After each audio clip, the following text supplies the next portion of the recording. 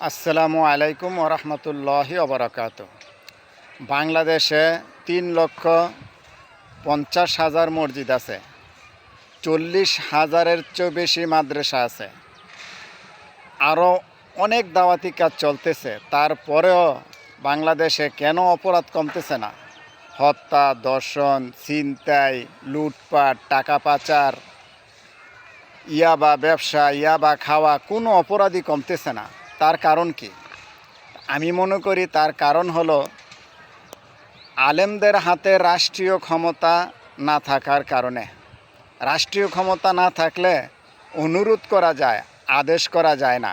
আর আদেশ না করলে অন্যায় কাজ বন্ধ হয় না, আল্লাহর হুকুমও বাস্তবায়ন করা যায় না। দেখুন, আলেমদের হাতে কেন একটি সুদবিহীন ব্যাংক নাই? হাজার হাজার মানুষ কিস্তিতে টাকা উঠায়, ওনারা বলে কিস্তিতে টাকা উঠানো হারাম, কিন্তু ওনারা তো সুদবিহীন একটি কিস্তির ব্যাংক তৈরি করতে পারে নাই।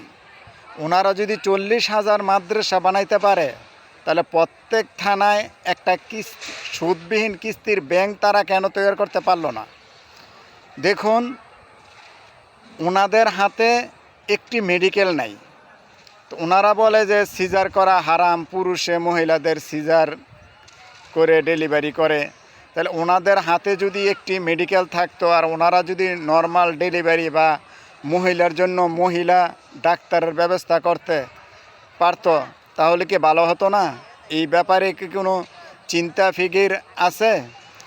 ওনারা বলে যে টিভি দেখো না। এখন দেখুন, মানুষের ঘরে ঘরে টিভির দোকান শুধু বাড়তেই আছে, কি কমতেছে? তো ওনাদের হাতে যদি একটা টিভি থাকতো, টিভির চ্যানেল থাকতো, আর ওনারা যদি ওইখানে ইসলামিক আলোচনা করতো, তাহলে মানুষ কি ঘরে থেকে দিন শিখতে পারতো না?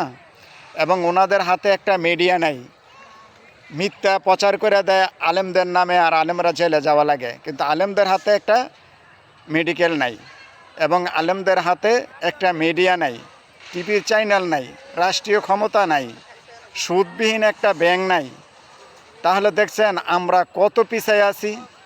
শুধু একজন আরেকজনের পিছনে পড়ে আছে, শুধু আলেমদের মেয়েদের হইল দ্বন্দ্ব করতেছে, আর সাধারণ মানুষ এগুলা দেখা হাসাহাসি করে যে আলেমরাই মিল নাই। আজ যদি সমস্ত ওলামায়ে কেরাম মিলিত হইয়া এই দেশে যদি সৎ লোকের শাসন, আল্লাহর বিধান কায়েমের চেষ্টা করত, তাহলে কি উপকার হইতো না? আর এখন কি হচ্ছে? কোনো কিছুই কমতেছে না, দিন দিন শুধু অপরাধ বাড়তেছে। আল্লাহ পাক সবাইকে বুঝার তৌফিক দান করুক, আমিন।